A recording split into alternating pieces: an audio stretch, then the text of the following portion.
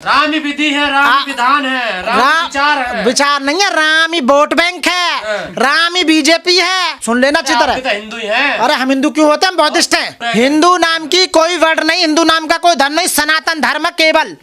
जो सनातनी प्रथा है इनकी पूजा पाठ करने की, तो हो आप। हम काय को सुनाते, हम किसी देवता को पूजते ही ना। कौन? दशरथ मंदिर की बात कर रहा हूँ। अरे मैं राम मंदिर, मैं उसी की तो बात कर रहा हूँ। कैसा महसूस कर रहे हैं? मैं महसूस बढ़िया नहीं कर रहा, बहुत खराब कर रहा हूँ और इतना बेकार कर रहा हूँ कि देश में असमानता फैलाई जा रही है राम को लाके। और ये चंद लोग हैं। 26 जनवरी है, एक भी तिरंगा रोड पर नहीं दिखाई दे रहा, एक भी तिरंगा किसी के घर पे नहीं है। ये तिरंगा का अपमान हो रहा है। ये पीला जो भगवा फैलाने का काम कर रहे हैं, ये पूरे देशद्रोही हैं सारे के सारे। राम भक्त नहीं है, राम भक्त नहीं है। कौन करा राम भक्त है? 10% लोग राम भक्त कैसे हैं भाई? राम भक्त कैसे हो सकते हैं? कौन कौन करा राम भक्त? राम भक्त नहीं है ये वोट बैंक के भक्त हैं। ये लुटेरे भक्त हैं। ये भारत को बर्बाद करने का काम कर रहे हैं ये लोग। ये केवल राम की आड़ में, भगवा की आड़ में, राम मंदिर की आड़ में, हिंदुओं की आस्था की आड़ में केवल बीजेपी चुनाव प्रचार कर रही है। दिखाई नहीं दे रहा क्या? समझ नहीं रहे क्या? प्रचार कहाँ कर रही है? क्यों? जो राम को लाए थे हम उनको लाएंगे इतने। तो राम मंदिर तो भैया कोई भी बना, राम मंदिर इन्होंने बनवाया, इनका बाप ने बनवाया राम मंदिर बनाया वो इलाहाबाद हाई कोर्ट ने। पहले से क्यों नहीं बना है? तो हाई कोर्ट का ऑर्डर से बनाया। तुम सोच रहे मोदी ने बनवा दिया राम मंदिर? पहले से क्यों नहीं बना? सुप्रीम कोर्ट का आदेश से बना ना। राम मंदिर मोदी ने नहीं बनवाया, ना राम मंदिर बीजेपी ने बनवाया, ना राम मंदिर पंडाल ने बनवाया। राम मंदिर बनाया हाई कोर्ट के ऑर्डर से बना है।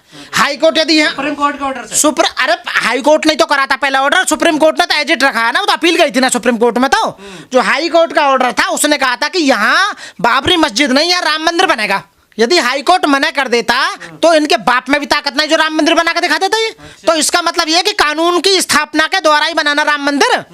यदि देश में कानून नहीं होता, हाई कोर्ट कैसे बना है? तो हाई कोर्ट बना इंडियन कॉन्स्टिट्यूशन की वजह से। इंडियन कॉन्स्टिट्यूशन में प्रोविजन है कि सुप्रीम कोर्ट 124 में, हाई कोर्ट 161 में, उसमें 62 में हाई कोर्ट की स्थापना होगी। और उसमें जज कैसे भर्ती होंगे? वो वैसे होंगे। तो उन जजों ने ऑर्डर दिया है कि यहाँ पर राम मंदिर बनेगा। तब राम मंदिर वो बना है। भारतीय न्यायपालिका के आदेश के द्वारा राम मंदिर का निर्माण हुआ है, ना कि बीजेपी या मोदी या इन पंडे संडे ने बनवा दिया है। किसी ने नहीं बनवाया मंदिर। ये गलत क्यों कह रहे हैं? ये गलत ये अरे भैया तुम समझो यार, तुम पत्रकार हो, तुम तो ज्ञानी हो ना। वो तो बेवकूफ है, तुम उनके ऊपर क्यों जा रहे हो? बुद्धि है। कौन है बेवकूफ? यही मंदिर कह रहा है कि मंदिर बना दिया बीजेपी ने, मंदिर बना दिया। बीजेपी ने थोड़ी बनाया मंदिर। बेवकूफ बता रहे यार। अच्छा मोदी प्रधानमंत्री इतने बड़े हो गए जो राम का हाथ पकड़ के, उंगली पकड़ के मंदिर में ले जा रहा है। अरे वो स्कूल है, रामचंद्र जी दाखिला ले रहे हैं स्कूल में, जैसे हाथ पकड़ के ले जा रहे हैं। फोटो आप जैसे लोग वायरल कर रहे हैं, बदनाम कर रहे हैं मोदी। चलो तो मोदी जी की मैंने स्पीच सुनी, अब राम आ गए हैं। अरे राम कहाँ से आ गए? राम तो बहुत पहले से ही है भैया। कहाँ से आ गए राम? राम ही विधि है, राम ही विधान है, राम विचार है। विचार नहीं है, राम ही वोट बैंक है, राम ही बीजेपी है, राम ही लूट करेंगे राम के नाम पे हम अच्छी तरह। आप सुनो नई कहानी। राम के चक्कर में ना पता क्या करा? जब 2014 में बीजेपी गवर्नमेंट आई, देश में कितना कर्ज था पता तुम्हें? एक आदमी पे 42,000 रुपए एक आदमी के हिस्से में विदेशी कर्ज था। 55 लाख करोड़ था वो तो टोटल था। एक आदमी के हिस्से की काउंटिंग बता रहा हूँ, 42,000। आज पता कितना रहा? 1,09,000 तुम सबके हिस्से में आ रहा। मेरे हिस्से पे, मुंह पे भी कर्ज है 1,09,000। तुम्हारे ऊपर भी कर्ज है। और इस समय देश में 205 लाख करोड़ विदेशी कर्ज है इस समय। तो मतलब 150 लाख करोड़ इन्होंने जो विदेशों से लिया है वो कहाँ लगा दिया पैसा? और IMF, इंटरनेशनल मॉनेटरी फंड, उसने कहा है कि भारत की अर्थव्यवस्था खतरे में है और भारत भी खतरे में है, क्योंकि भारत पर विदेशी कर्ज इतना बढ़ गया है कि ये शोर मचा रहे हैं ना कि राम राम जय श्री राम जय श्री राम। जब पैसे देने पड़ेंगे पता लग कहाँ से देंगे? अरे अब राम राज आएगा, सब ठीक हो जाएगा। ये तो थैला उठा कर विदेश को भग देंगे जैसा आएगा, सब ठीक हो जाएगा, तुम टेंशन मत लो। तो ठीक हो जाएगा तो फिर उन्हें भी बुला लो जो चले गए। नीरव मोदी है, विजय माल्या है, और जन कितने ललित मोदी है, और जन कितने भैया जो ले लेकर भाग गए, उन्हें बुला लो। राम राज है तो जाओ बुला लो उन्हें। सब आएंगे, लूट के जो ले गए। मोदी जी है तो मुमकिन है। मोदी जी है तो केवल अपने लिए तो मुमकिन है कि पूरे देश को मुमकिन है? बताओ मोदी जी ने कितने बढ़िया काम करे। एक भी बढ़िया काम हो तो बता दो मेरे को। आप लोगों से पच नहीं रहा राम मंदिर। आप देखिए, हम तो संवैधानिक आदमी हैं। बाबा साहब के संविधान के द्वारा हम अपने आप को स्थापित करने की कोशिश कर रहे हैं। भव्य राम मंदिर बन गया तो जलन ये नहीं हो रही है कि मोदी जी इस मंदिर का उद्घाटन करने के लिए बिल्कुल भी कैपेबल नहीं थे। क्यों? अब हम बताएंगे क्यों। क्योंकि संविधान क्लियर कट कहता है कि देश का प्रधानमंत्री किसी भी मंदिर, किसी भी धार्मिक इसमें पार्टिसिपेट नहीं करेगा। इंडिविजुअल तो जा सकता है, ये तो इंडिविजुअल, हाँ ये आस्था तो है। बिल्कुल आस्था है। और इंडिविजुअल जाना चाहते हो तो प्रधानमंत्री पद पहले खुंटी पर टांगो, मतलब मेरा कहने का मतलब उस पर पहला जो है इस्तीफा दो, उस पद से इस्तीफा दो, प्रधानमंत्री पद से। इस्तीफा का छुट्टी पर चल रहे मोदी जी, छुट्टी 11 पर- दिन के मौन व्रत पर थे देखिए, नहीं वो पद पर तो है, फिर भी देश के प्रधानमंत्री तो हैं, तो छुट्टी नहीं ले तो सकते देश के प्रधानमंत्री ये किसी और को बनाते पहले, फिर उसके बाद में खूब पूरी जिंदगी हुई करते, खूब गुफाओं में करते, कुछ भी करते, कुछ कोई बात नहीं। संविधान का सीधे सीधे उल्लंघन हो रहा है देश में।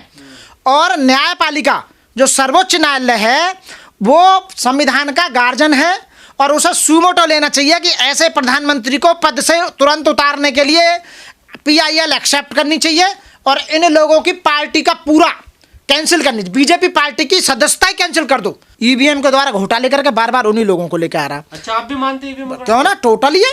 बताओ यार, हमारी वोट भी बीजेपी को जा रही है और इनकी वोट भी बीजेपी को जा रही है, जब भी तो बन रहे हैं। इसका मतलब हम तो बहन जी को वोट देते हैं, बहुजन समाज पार्टी को, इनको कैसे चलेगी हमारी वोट। तो मेरा कहने का मतलब है कि जो भी देश में हो रहा है इस समय बढ़िया नहीं हो रहा। बिल्कुल बिल्डोजर चलाना वो असंवैधानिक है, पूजा करना, राम स्थापित करना वो असंवैधानिक है, क्योंकि इस देश में केवल हिंदू ही नहीं रहते। आप बताइए हिंदू क्या परसेंट है? 15% हिंदू, 85% लोगों का सत्यानाश करने में लगा हुआ है।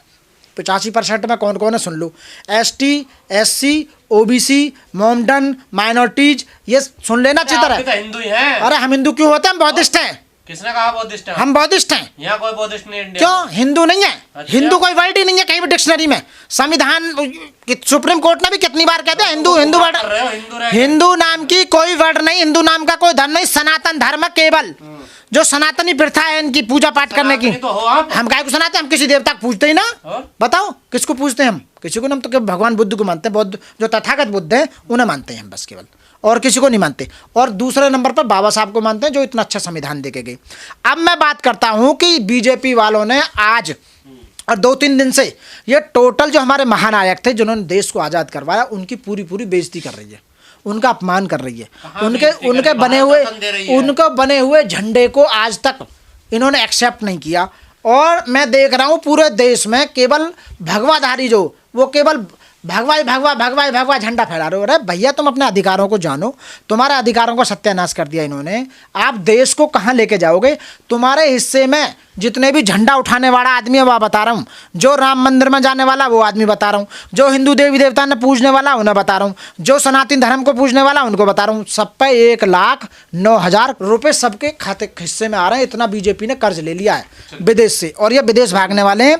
सरकार बदलने के बाद ही, तुरंत जैसे ही सरकार बदलेगी आपको सब कुछ पता लग जाएगा किस किसने घोटाले करे थे और स्विच बैंक में किसने पैसे जमा कराए थे, और ये जेल जाएंगे डेफिनेटली नंबर 1। साथियों, इस देश में कानून जिंदा है, बाबा साहब का बनाया हुआ संविधान जिंदा है, और पूरा देश और देश में बनी हुई संवैधानिक संस्थाएं और जितने भी हमारी पुलिस है, IB है, इनकम टैक्स है, ED है, CBI है, high court, supreme court, educational institute, जितने भी देश के अंदर संस्थाएं काम कर रही हैं वो सब भारतीय संविधान के दायरे में काम कर रही हैं। यदि उससे अलग यदि बात करते हैं क्रिमिनल मामले में, तो IPC सन 1860 में लॉर्ड मैकाले द्वारा बनाई गई, उसके द्वारा काम चल रहा है। CRPC एक प्रोसीजर है जिसके तहत में अपराधियों को दंड दिया जाएगा। और यदि सिविल के मामले में देखते हैं तो CPC वो काम कर रही है। उसके बाद में एविडेंस एक्ट कलेक्ट करने के लिए काम कर रहा है। तो इस देश में कानून व्यवस्था बहुत अच्छी है। अंग्रेजों के ज़माने से जो कानून व्यवस्था चली आई है वो बहुत बढ़िया है।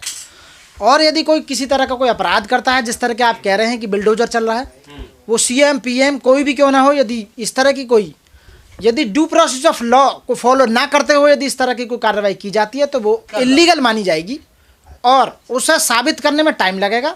तो जितने भी, ये पहले भी सुप्रीम कोर्ट ने कह दिया है और हाई कोर्ट भी कह चुका है कई बार कि इस तरह की यदि बिल्डोजर यदि कोई चलाता है तो इलीगल है। उसके लिए एक व्यवस्था है। यदि मुख्यमंत्री या और कोई ऑर्गेनाइजेशन इस तरह का या कोई इस तरह का कोई दबंग आदमी इस तरह की कोई काम करता है तो इसका मतलब ये हुआ कि सुप्रीम कोर्ट, हाई कोर्ट और पुलिस तो अपना सब बेकार है। इसका मतलब IPC, CRPC, evidence, Indian constitution सब बेकार है। फिर तो उसका मतलब तुम्हारा अपना कोई कानून है जिसे आप चला रहे हो। यदि किसी ने कोई मर्डर कर दिया, रेप कर दिया या कोई आपके खिलाफ में कोई व्यंग कर दिया तो आप उसके घर को तोड़ दोगे, वो इलीगल है। कितनी बार घोषित हो चुका है साथियों। तो इलीगल है, लेकिन इंसाफ कैसे मिले? दुकानें तो लगातार टूट रही, कोई बोलने के लिए तैयार नहीं है, घर टूट रहे हैं। इंसाफ के लिए क्या है कि आपको कोर्ट आना पड़ेगा, उन्हें कोर्ट जाया जाए और कोर्ट में पूरा न्याय मिलता है। आज तक जो भी मिला है उधर चंद्रचूड़ जी बैठे हुए हैं, आपको पता ही है, चीफ जस्टिस ऑफ इंडिया इस समय, और उनके जो अंडर में जितनी भी ट्रायल कोर्ट्स हैं सब पूरा काम कर रही हैं। अतिक्रमण को न हटाया जाए। अतिक्रमण को हटाने के लिए भी कानून है, अतिक्रमण करवाने वाले भी यही हैं जो बुलडोजर चला रहे हैं। आज वोट बैंक का मामला है तो वोट बैंक के मामले को ध्यान में रखते हुए कुछ कहता ही नहीं है। कितनी बार ऊपर से ऑर्डर आया, सुप्रीम कोर्ट ने ऑर्डर किया, फॉलो करने वाले तो यही है ना, एडमिनिस्ट्रेशन और पुलिस डिपार्टमेंट।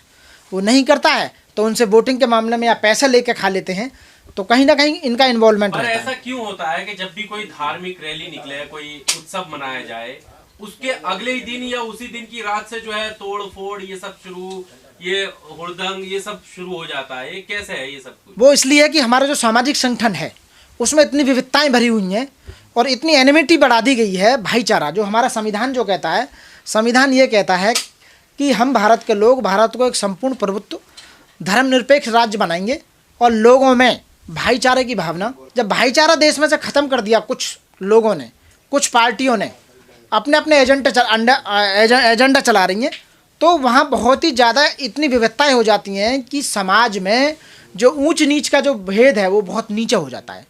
यानी कि हिंदू मुस्लिम की जो खाई है वो भाईचारा दोनों के बीच में ख़त्म कर दिया गया। और छोड़ो, हिंदू अपने आप को जो सो कॉल्ड हिंदू मानते हैं, वो दलित जो वर्ग है नीचे वाला, उसको इतना नीचे पहुंचाने का काम कर रहे हैं, उनके अधिकारों को ख़त्म करने का काम कर रहे हैं और उन्हें मारने का काम कर रहे हैं। उनका सामाजिक जो दायरा है वो इतने नीचे ले जा चुके हैं कि इसीलिए असमानता आ रही है समाज में, और असमानता आने की वजह से ये इस तरह की घटनाएं हो रही हैं। जो आप कह रहे हो समाज में ऐसा क्यों हो रहा है, क्यों इसलिए हो रहा है कि जब दिमाग में से ये निकल जाता है, एक तो कानून का डर निकाल दो, एक संविधान का डर निकाल दो कि संविधान में भी कोई काम कर रहे हैं, और ऊपर से समाज में जो असमानता है, कुछ लोगों के पास में देश की 90% जो संपत्ति है उस पर काबिज है, तो वो अपने आगे ऑल इन ऑल समझते हैं कि हम ही सर्वे सर्वा, जो हम करेंगे वही सब कुछ है। वो पैसे से सब कुछ मैनेज करना चाहते हैं, लेकिन जो 10% जो प्रॉपर्टी है यहाँ के 90% लोगों के पास है, और जो 90% प्रॉपर्टी है वो 10% लोगों के पास है।